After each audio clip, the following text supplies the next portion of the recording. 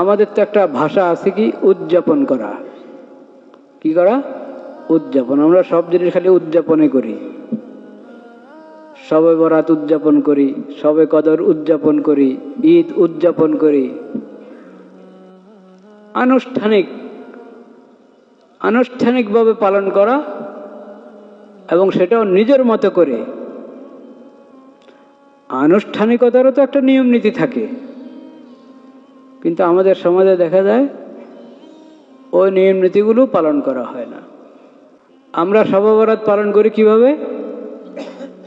বাস অপেক্ষায় থাকি কবে শবে বরাত আসবে। শ্রাবণ মাসের নতুন চাঁদ, শ্রাবণ মাসের হেলাল উদিত হলো, প্রমাণিত হলো, ঘোষিত হলো, এবং সাথে বলে দেওয়া হয় অমুক তারিখে হবে কি শবে বরাত, বলে না? বাস ওই শবে বরাত যখন আসলো, ওই দিন আমি মাগরিবের নামাজটা মসজিদে পড়লাম।